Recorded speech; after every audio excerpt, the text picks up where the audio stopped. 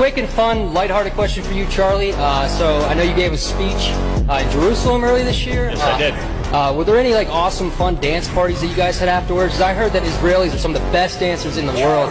I mean, if you guys don't believe me, just Google dancing Israelis. It's insane how good they're dancing. Would you agree or disagree with that? Israel's a beautiful country, a great country too. It is. They're our greatest ally. Correct. Thanks for being here tonight. Next question. Are you a coward? Thank you for being here tonight. Next question. In the days after the September attacks, there were countless rumors about strange coincidences surrounding the events. One report about a group of Middle Eastern men spotted the morning of September 11th parked just across the river from New York City has not gone away. Investigation of their presence has led to questions about whether Israel was conducting espionage on U.S. soil. We're joined now by ABC's John Miller with an exclusive report this evening. That's right, Elizabeth. This is a case that took the FBI and the CIA more than 2 months to sort out, while 5 Israelis waited in jail.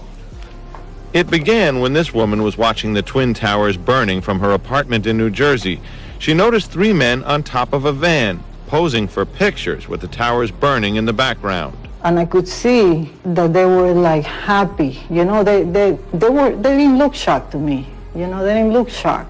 I thought it was very strange. The witness called police, who stopped the van hours later and arrested 5 men. All 5, it turns out, were Israeli. They were turned over to the FBI.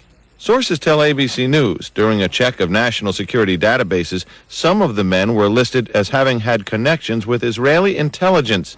At the FBI, that set off alarm bells. The FBI needed the answers to 3 important questions. Who were these men? What brought them to that parking lot on the morning of September 11th? And did they have any advance knowledge of what was going to happen that day?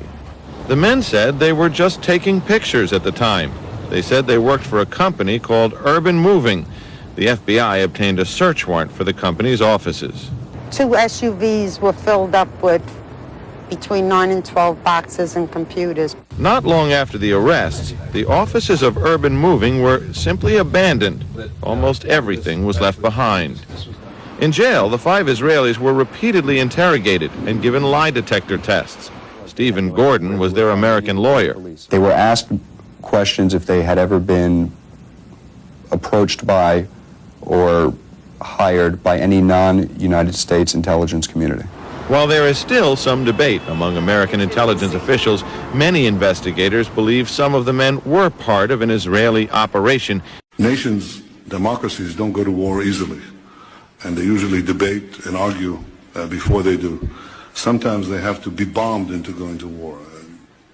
As a typical American, before 9/11, I was like, you know what, just set it out. You could all just fall into the middle of the sea, and it doesn't matter to me, because you're always fighting.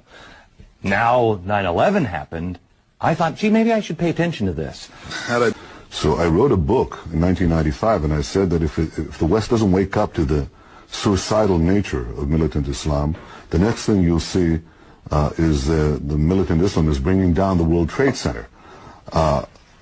Other nut ideologies don't do that. You look at Larry Silverstein, who's a terrific owner in New York and a very good friend of mine who I just called. I was very worried about him because I assumed maybe he was in the building. He took possession of the building 1 week ago. As you know, he just bought the World Trade Center. Right. And he was in his office, and he was getting ready to move into the World Trade Center over the next 2 weeks. So, where were you on September 11th? I was home.